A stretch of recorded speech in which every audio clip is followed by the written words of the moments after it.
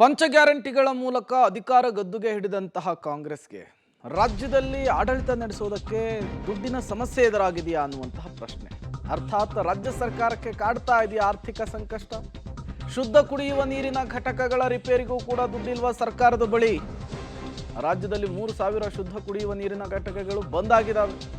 ಪ್ರಿಯಾಂಕ್ ಖರ್ಗೆ ಅವರ ಜಿಲ್ಲೆಯಲ್ಲಿಯೇ ಅತಿ ಹೆಚ್ಚು ಘಟಕಗಳು ಬಂದಾಗಿರುವಂಥದ್ದು.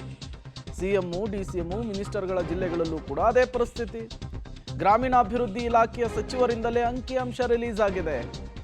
ಶುದ್ಧ ಕುಡಿಯುವ ನೀರನ್ನ ಕೊಡಿ ಪ್ಲೀಸ್ ಅಂಥೇಳಿ ಜನ ಕೇಳ್ತಾ ಇದ್ದಾರೆ. ಒಂದು ಹೊತ್ತಿನ ಊಟ ಇಲ್ಲದೆ ಇದ್ರೂ ಕೂಡ ಬದುಕಬಿಡಬಹುದು, ನೀರಿಲ್ಲ ಅಂದರೆ ಹೆಂಗೆ ಬದುಕಬೇಕು ಅನ್ನೋ ಜನರ ಪ್ರಶ್ನೆ. ಹಾಗಾದರೆ ಕುಡಿಯುವ ನೀರಿನ ಘಟಕಗಳು ಎಲ್ಲೆಲ್ಲಿ ಬಂದಾಗಿದ್ದಾವೆ?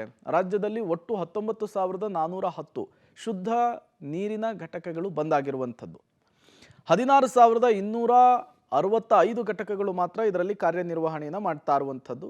19,410 ಶುದ್ಧ ಕುಡಿಯುವ ನೀರಿನ ಪೈಕಿ 3,145 ಘಟಕಗಳು ಕಾರ್ಯನಿರ್ವಹಿಸದೆ ಬಂದಾಗಿದ್ದಾವೆ. ಹಾಗಾದರೆ ಎಲ್ಲೆಲ್ಲಿ ಎಷ್ಟೆಷ್ಟು ಘಟಕಗಳು ಬಂದಾಗಿರುವಂಥದ್ದು? ಮುಖ್ಯವಾಗಿ ಗ್ರಾಮೀಣಾಭಿವೃದ್ಧಿ ಸಚಿವರಾದಂತಹ ಪ್ರಿಯಾಂಕ್ ಖರ್ಗೆ ಅವರ ಜಿಲ್ಲೆ ಕಲಬುರಗಿ 378 ಘಟಕಗಳು ಬಂದಾಗಿದ್ದಾವೆ. ಮೈಸೂರು ಸಿಎಂ ತವರು ಜಿಲ್ಲೆ 98 ಘಟಕಗಳು ಬಂದಾಗಿದ್ದಾವೆ. ರಾಮನಗರ ಡಿಸಿಎಂ ಡಿಕೆ ಶಿವಕುಮಾರ್ ಅವರ ತವರು ಜಿಲ್ಲೆ, ಇಲ್ಲಿ 98 ಘಟಕಗಳು ಕ್ಲೋಸ್ ಆಗಿದ್ದಾವೆ. ಧಾರವಾಡ 113 ಘಟಕಗಳು ಕ್ಲೋಸ್ ಆಗಿರುವಂಥದ್ದು. ಬೆಂಗಳೂರು ಗ್ರಾಮಾಂತರದಲ್ಲಿಯೇ 112 ಘಟಕಗಳು ಬಂದಾಗಿದ್ದಾವೆ.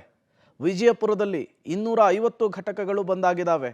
ಯಾದಗಿರಿಯಲ್ಲಿ 247, ಗದಗದಲ್ಲಿ 147, ಕೊಪ್ಪಳದಲ್ಲಿ 281, ರಾಯಚೂರಿನಲ್ಲಿ 115, ತುಮಕೂರಿನಲ್ಲಿ 135, ಬೆಂಗಳೂರು ನಗರದಲ್ಲಿಯೇ 81, ದಕ್ಷಿಣ ಕನ್ನಡ ಜಿಲ್ಲೆಯಲ್ಲಿ 104 ಘಟಕಗಳು ಬಂದಾಗಿದ್ದಾವೆ.